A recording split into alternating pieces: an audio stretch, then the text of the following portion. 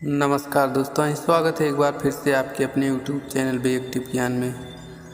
आज के अध्याय में जानेंगे राजा पृथु को सनत कुमार का ज्ञानोपदेश। मैत्रेय जी बोले, हे विदुर जी, इस प्रकार सब लोग राजा पृथु की प्रशंसा कर ही रहे थे कि वहाँ सूर्य के समान तेजस्वी बहुत से ऐसे मुनि आए जिन्हें देखने से लोगों के पाप छूट रहे थे। देखने में वे सनकादिक मालूम हो रहे थे। उन्हें देखकर राजा पृथु ने खड़े होकर उनकी अभ्यर्थना की और एक सुवर्ण आसन पर बैठाकर उनकी पूजा की और चरणोदक ले अपने ऊपर छिड़का।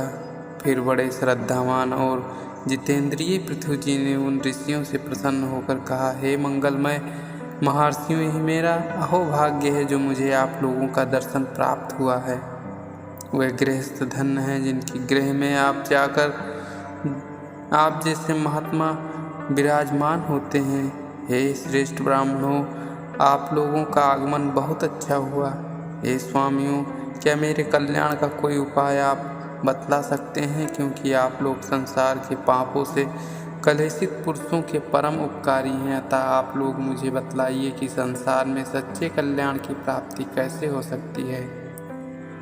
सब समझते हैं कि आप जैसे सिद्ध पुरुष आत्मज्ञान को प्रकाशित करने के लिए ही इस पृथ्वी पर विचर रहे हैं और वास्तव में आप जन रहित भी हैं। मैत्रेय जी कहते हैं कि हे राजा पृथु, ऐसे वचनों को सुनकर सनत कुमार मुस्कुराते हुए बोले, हे महाराज, आपको धन्य है जो आप विद्वान होते हुए भी लोकोपकारी प्रश्न कर रहे हैं। क्यों ना हो, संतों की बुद्धि ही ऐसी होती है। राजन, आप हम लोगों से कल्याण मार्ग क्या पूछते हैं जिसे आप पहले से ही धारण किए हुए हैं। विष्णु जी की भक्ति करने से वासनाएं स्वयं ही नष्ट हो जाती हैं और जब विषयों से प्रेम नहीं रहता तब मन निर्गुण ब्रह्म रूप आत्मा में दृढ़ हो जाता है।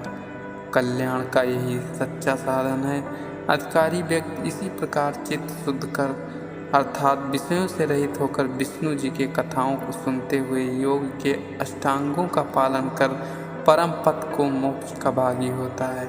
परंतु बिना वैराग्य के कुछ नहीं होता। गुरु और शास्त्रवाद में विश्वास रखना, सदैव योगी पुरुषों की सेवा करना और विष्णु जी की पवित्र कथाओं को सुनते रहना तथा कुसंग में न पड़ना आत्म कल्याणकारी है। अहिंसा चित्त का वशीकार, मुदिता अर्थात परमहंस के समान सदैव प्रसन्न रहना, सदैव आत्मस्वरूप का स्मरण रखना, विष्णु जी के चरित्र का यशोगान करना, किसी की निंदा न करना, केवल भोजन वस्त्र इत्यादि निर्वाह के लिए ही उद्योग करना, जाड़ा गर्मी आदि को समान सहन कर लेना उत्तम अभ्यासी का कर्तव्य है। ऐसे अभ्यासियों को हृदय में ईश्वर की परम भक्ति शीघ्र ही स्थापित हो जाती है और वह क्रमशः निर्गुण आत्मस्वरूप में स्थित हो जाता है। हे राजन, वासनाएं ही तो कष्ट का कारण है। यदि वासनाएं न हो तो कष्ट किस बात का। ज्ञानमय स्थिति का ही दूसरा नाम मोक्ष है। मोक्ष पर किसी का वश नहीं चलता। मनुष्य को विवेकी होना चाहिए। विवेक ही उसे अमृत प्रदान करता है। अंतर्यामी भगवान सब में और सर्वत्र पूर्ण प्रकाशित हैं। उसकी माया बड़ी विचित्र है। बिना विवेक के वह माया दूर नहीं होती। मनुष्य को जब विवेक हो जाता है तब उसे सब में केवल परमात्मा ही भासित होता है। परमात्मा का कोई जन्म मरण नहीं होता। वह आवागमन से मुक्त सत्य और ज्ञान स्वरूप है। सारी प्रकृति उसी के बस में है। मैं उस परमात्मा को प्रणाम करता हूँ। हे पितृ जी, आप उन्हीं शरणागतों के रक्षक श्री विष्णु जी को भजें। वही सब पापों से पार उतारने वाले हैं।